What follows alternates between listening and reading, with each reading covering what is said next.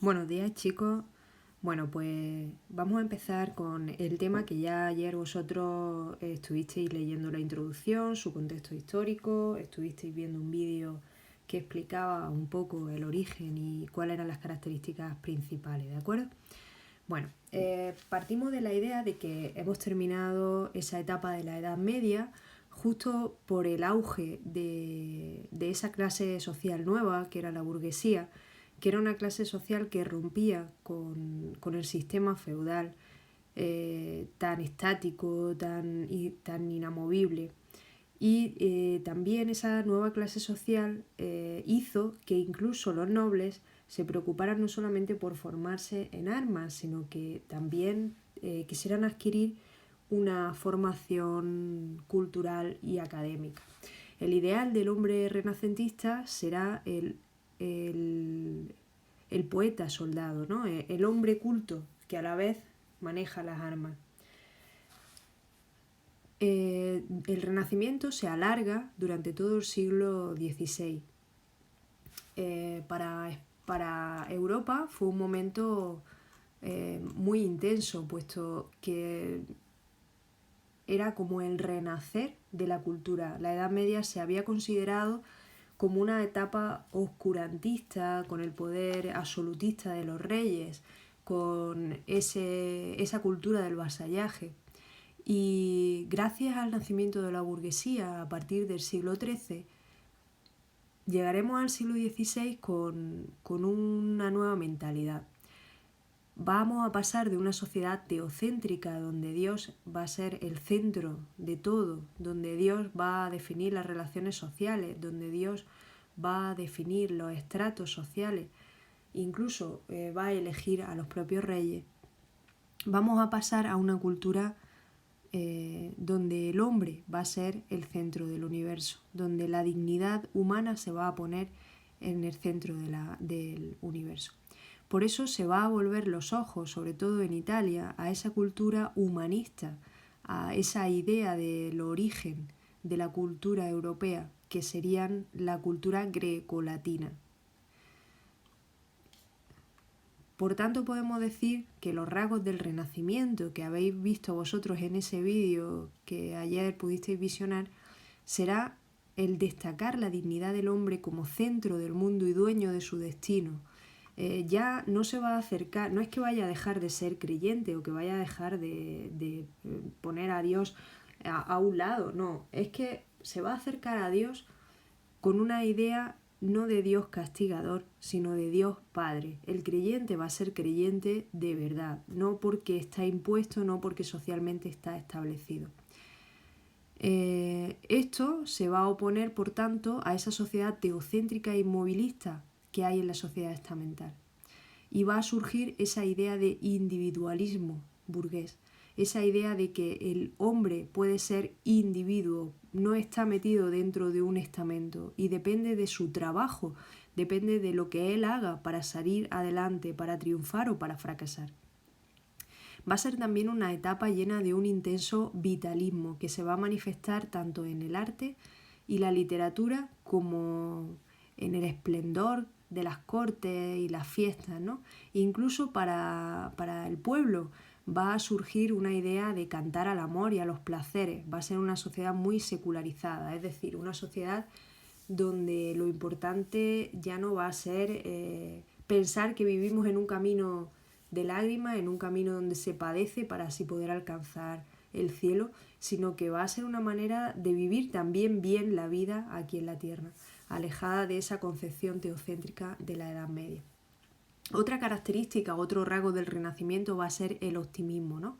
Una sociedad totalmente optimista que piensa que el hombre es la medida de todas las cosas.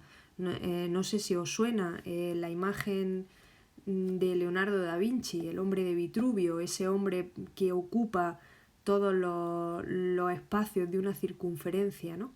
Ese hombre va a ser el que va a hacer que ahora todas las cosas se hagan a medida suya. También se va a ver un hombre que va a ser capaz de dominar el mundo gracias a los nuevos descubrimientos, gracias a que ya en 1492 ha sido el descubrimiento de América, gracias a que poco después se ha inventado la imprenta, gracias a las nuevas tierras que se han ido descubriendo y a los descubrimientos científicos que han hecho que el hombre piense que puede dominar el universo con sus conocimientos. El siguiente rasgo del Renacimiento que vamos a ver es el racionalismo. Será un rasgo dominante en la época. La confianza en el poder de la razón va a explicar el nacimiento de una idea que hasta ahora era desconocida, la idea de progreso. Vamos a pasar de lo estático de la Edad Media al progreso del Renacimiento. Por tanto, tanto la economía como el mundo material, como el propio hombre van a poder avanzar, van a poder progresar, van a poder mejorar sus condiciones. Y los hombres van a luchar por esa mejoría. Y se va a entender que la mejor manera de poder avanzar en eso va a ser a través del conocimiento, a través de la formación. El siguiente rasgo que se va a dar en el Renacimiento va a ser el neoplatonismo. Va a haber una vuelta a las ideas platónicas, a la idea de que la realidad material no es más que un reflejo de las verdaderas ideas que están en el mundo ideal. Por tanto, el orden espiritual va a ser superior, va a ser el que tenga la verdadera vida y al que se va a aspirar. Por tanto, a través de la contemplación de la belleza del mundo, los hombres privilegiados, los que adquieren el conocimiento, van a poder contemplar la belleza real, ¿no? La del mundo de la idea. Otro rasgo del Renacimiento va a ser el afán que hay de la reforma. Ese ver el desengaño que provocaba el dominio de una iglesia poderosa al lado de los nobles, al lado de los poderosos, va a hacer que la gente busque una reforma de esa religión, una idea de una vuelta a los orígenes de la religión, una vuelta hacia la creencia en el Evangelio tal cual como lo predicó Jesús, sin la opulencia de una iglesia que había ido consiguiendo poder a lo largo de los años. Recordemos que la manera de satisfacer o de penar los pecados, de esa penitencia o de esas promesas, era a través de los pagos, ¿no? Esto se va a intentar eliminar. La iglesia de los Borgia va a ser contra la que se va a luchar y se va a intentar renovar para volver la iglesia a esos orígenes evangélicos que predicaba Cristo, de la pobreza, de la espiritualidad, del mundo interior, de liberarla del poder y de lo material. Así va a surgir la Reforma protestante. De ahí es donde surge lo que ahora mismo hay en Inglaterra o en Estados Unidos o en los países nórdicos. Esa iglesia que lo que quería era volver a la esencia y que fue encabezada por Martín Lutero. Ante estas propuestas de renovación religiosa, claro, hubo muchos peligros y uno de ellos es que mucha gente ya no hacía caso ni siquiera de lo que venía en el Evangelio. Decían que ellos mismos se comunicaban con Dios y podían interpretar su mensaje. Esto llevó a muchos errores también y a muchas equivocaciones. Por tanto, la Iglesia Católica convocó el Concilio de Trento. En él se definieron una serie de dogmas católicos que intentaron luchar contra esta desmedida, contra esta mala interpretación del reformismo protestante, y lucharon contra esa reforma que había abierto los protestantes en lo que se llamó la Contrarreforma. Ahí España fue uno de los países más importantes, que no solo luchó a nivel de ideas, sino que también puso las armas para conquistar zonas y para poner el papel de la Iglesia Católica en su lugar. Otro rasgo va a ser la revalorización del latín. Claro, si hemos dicho que lo que hacen es una vuelta a ese mundo de la luz, a ese mundo de la armonía y de la belleza que había sido Grecia y Roma, el Imperio Romano y la época griega, pues van a tener que volver al latín, al uso de las lenguas grecolatinas para poder interpretar los textos originales de los filósofos, de los poetas, incluso de los artistas grecolatinos que dejaron escritos sus teorías sobre el canon, sobre la belleza. Además, se promulgó también el uso de las lenguas vulgares, que ya dijimos que aquí vulgar no significa el concepto que actualmente tiene el término, ¿no? Se promulgó la idea de la lengua que había evolucionado del latín en cada zona. En concreto, en la península, pues el castellano, el catalán, el gallego, el asturleonés, etcétera, como ya vimos en el otro tema.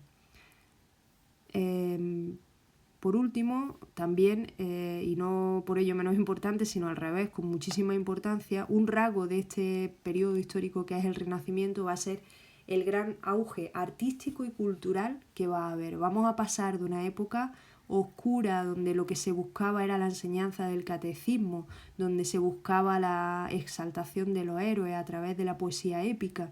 Vamos a pasar a una exaltación de la belleza por la belleza, del buscar la belleza para poder alcanzar a través de ella a Dios y a través de ella la verdad, porque se entendía que Dios no podía hacer otras cosas que no fueran bellas o que no fueran verdaderas.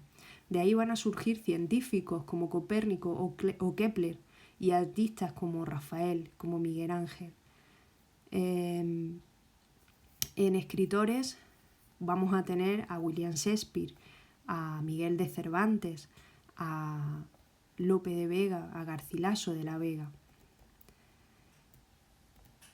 Por lo tanto, vemos, como dice en el esquema, que el término Renacimiento define todo un periodo cultural y social posterior a la Edad Media y alude a ese renacer de los estudios clásicos y a la veneración por los autores grecolatinos.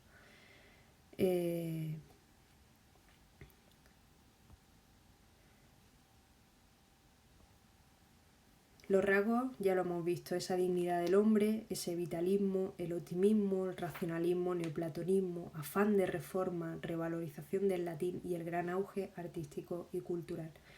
Vamos a ir desgranándolos cada uno. Esa imagen que os he dicho de Vitruvio es justo esta que tenéis delante, ese hombre como centro de todo, como centro de la medida del universo. El dueño y el destino, el dueño de su destino va a ser el hombre. Ese individualismo burgués que va a creer en el trabajo como proyección de futuro. El vitalismo que va a hacer que surjan las grandes ciudades tan ampulosas y tan bellas que hay en Europa, ¿no? Llenas de fiestas, llenas de lujo, llenas de palacios. Vamos a pasar de esos castillos fortalezas en la que vivían los nobles en la Edad Media, que eran fortalezas protectoras, vamos a pasar a esos castillos palaciegos llenos de lujos, con esas almenas apuntadas donde ya la torre vigía se convierte en una torre simplemente decorativa, acabada en punta, ¿no? Con grandes cúpulas llenas de grandes frescos, de grandes tapices, de grandes obras de arte. También se va a cantar al amor y a los placeres, va a ser una sociedad muy alejada del dogma medieval. El tópico carpe diem, que significa vive el momento, atrapa el día, donde un poeta invita a una mujer joven y bella a que disfrute de su juventud y su belleza mientras ésta dure, cobra especial importancia. En este cuadro se refleja esa invitación, ¿no? a disfrutar de la belleza.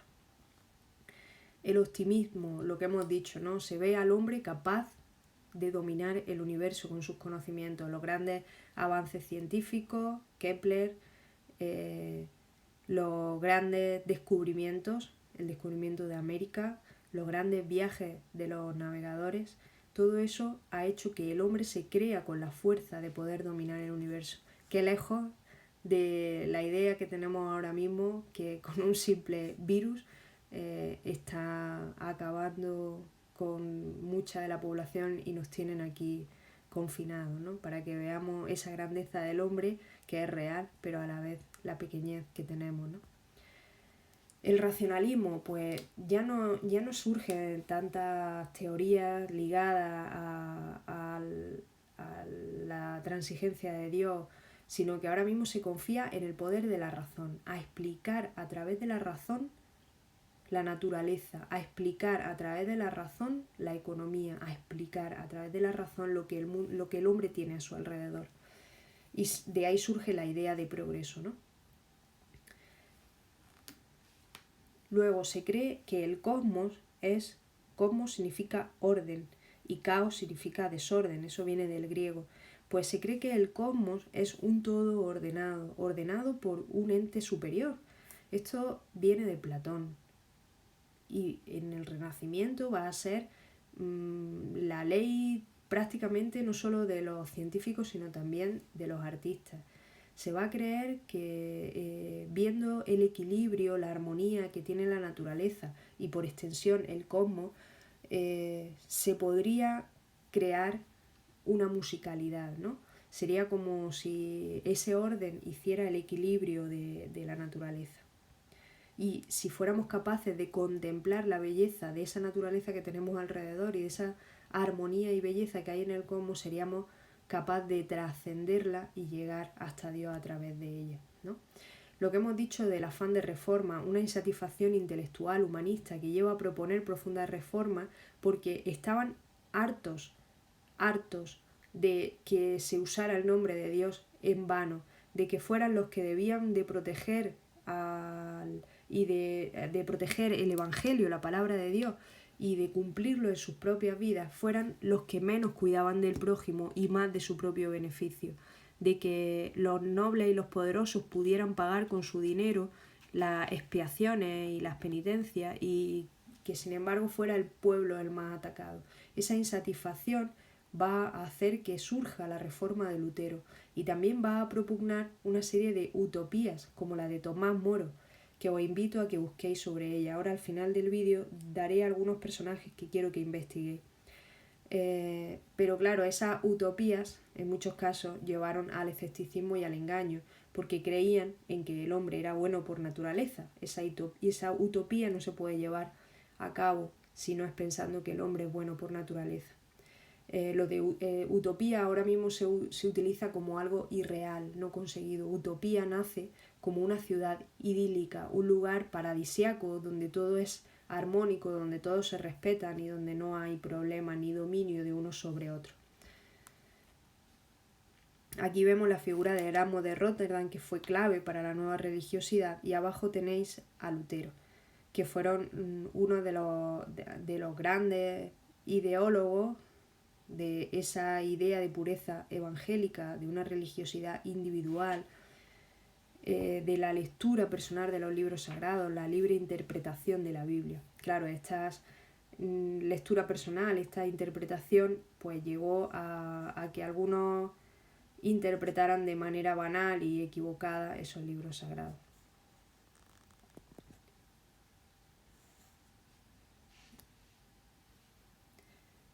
Un segundillo que se me ha ido.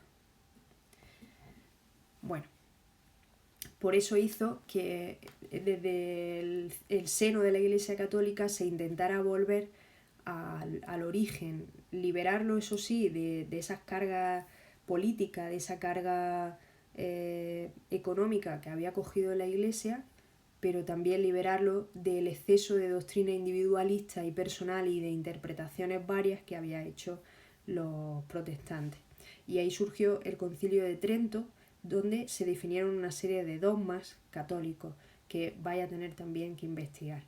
Esto va a dar lugar a lo que se llamó la contrarreforma, porque iba a reformar lo que habían reformado ya los protestantes, iba contra esa reforma protestante. La regularización del latín se va a usar como lengua de cultura, ya que se va a volver a los textos grecolatinos, y esos textos estaban escritos en latín. Las copias que se encontraban, en las copias que se habían encontrado, era pues del latín, ¿no? A la vez que se van a potenciar el uso de las lenguas vulgares. Más que vulgares, me gustan vernáculas, las lenguas que han surgido de la evolución del latín en cada una de las zonas peninsulares y europeas, ¿no? Esta obra de Rafael reproduce la Academia de Sócrates y de Platón. Aquí vemos, es un cuadro renacentista del siglo XVI, pero las imágenes que reproduce, los personajes que reproducen son personajes de la época grecolatina, ¿vale? Ese mirar hacia la época grecolatina. Si os fijáis, vais a ir viendo a muchos personajes conocidos de la época grecolatina, grandes filósofos, grandes maestros, grandes poetas. Miguel Ángel, el cuadro, el gran fresco que hay pintado en el techo de la Capilla Sixtina que representa la creación de Adán, ¿no? Fray Angélico y esa anunciación, cuando el ángel le anuncia a la Virgen que va a ser madre y que va a ser elegida, que ha sido elegida como Dios para engendrar al Hijo de Dios, ¿no? Para que Dios se haga hombre, y le pide permiso. Por eso esa inclinación del ángel ante María, que era una mujer sencilla, una chica joven, ¿no? Fijaros cómo lo que hacen es meterlo en una escena cercana a ese ambiente palaciego, con las vestiduras, con los edificios, con la arquitectura de ese siglo XVI, pero sin embargo lo que retrata son personajes históricos mucho anteriores, ¿no? Piero de la Francesca, ¿no? Y ese cuadro que representa a la burguesía. Hasta ahora nunca los burgueses habían sido representaciones, habían sido representados en la pintura. Solo los nobles, los grandes personajes heroicos, eran dignos de ser representados en la obra de arte. A partir de ahora ya los burgueses también van a tener su papel principal o su papel dentro de la historia del arte. La Venus de Botticelli, ¿no? Esa Venus naciendo, el nacimiento de Venus. También una vuelta a la mitología griega, ¿no? Son personajes de la mitología griega. La Catedral de Florencia, del arquitecto Brunelleschi, donde vemos también esa idea palaciega, esa idea de grandes cúpulas, de grandes alturas, ¿no? Ventanas apuntadas, una arquitectura bella, no solamente de fortaleza como en épocas anteriores. Bramante, otro de los arquitectos. Palestrina, que fue un gran músico. William Shakespeare. Christopher Marlowe. François Rabelais. Ronsard. Montaigne. Camus. Y lo vamos a dejar hasta ahí, ¿vale? En la próxima clase veremos la España del siglo XVI. Ahora cerramos aquí y os voy a poner en el mensaje los personajes que quiero que investiguéis y que anotéis en vuestra libreta los rasgos más importantes de cada uno de ellos. Espero que todos sigáis bien, que vuestras familias estén sanas, que estéis tranquilos a pesar de este encierro y que confiéis en que todo esto va a pasar y que las cosas van a salir bien. No perdáis nunca ese punto de vista ni ese puntito de luz y vamos a seguir preparándonos para cuando todo esto acabe, que podáis seguir con vuestra vida cotidiana. Un abrazo.